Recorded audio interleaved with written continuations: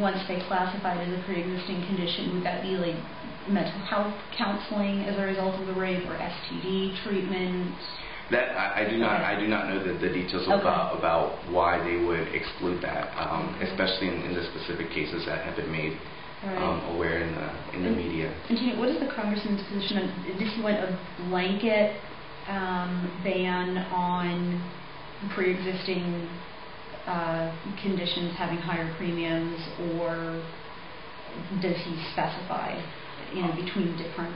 I don't know the specific on that, but I do know this. I do know that if, for example, if all pre-existing conditions were included, but they were paid a price that was unattainable, I think that also is part of discrimination. So let's say an insurance company will cover everyone, but for example, if you have epilepsy,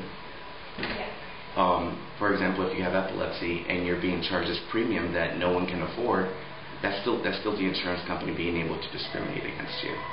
Okay. Does that make sense? Yeah, I mean that does make sense. And I think obviously the question that Matt's trying to ask is, what would you say to people who are against the bill? Is that how is an insurance company supposed to generate a profit when it has to insure at artificially low premium rates people who you do know will be very, very high users of expensive medical services? That's no longer an issue of health insurance at that point. If you're treating a condition, you're not insuring against a condition. You're providing health care, but it's not a health care insurance issue anymore. They're separate questions. I'm not following. Okay, to take your example, we have some other folks that need to speak with Jose, so just wrap it up. That'd be great. Okay. If I could just follow up. Just wasn't able to follow your analogy. The last point where you were saying about insurance companies and their ability to cover more people. So under this plan, you would have insurance companies would be able to pull more people together, specifically young people that would be able to pay into either perhaps a public option or whatnot. So you have a broader range of people that they will be able to cover now to be able to provide these extra incentives.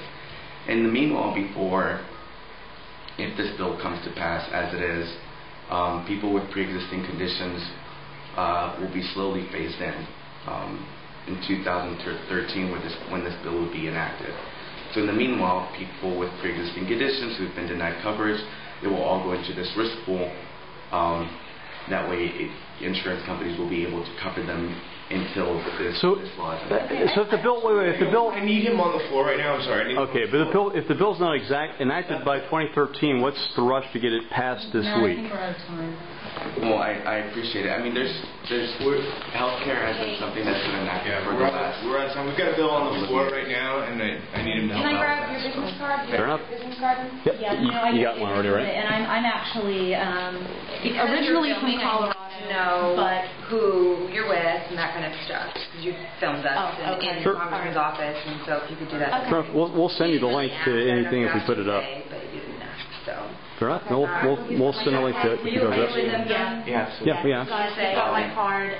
Because you didn't ask before when you were out there filming. I asked before. You didn't ask me. Right. I was out there and you told me earlier. It's an open public office, right? And I want you to know that I have a colleague in the district. Her name is Jerry Piper.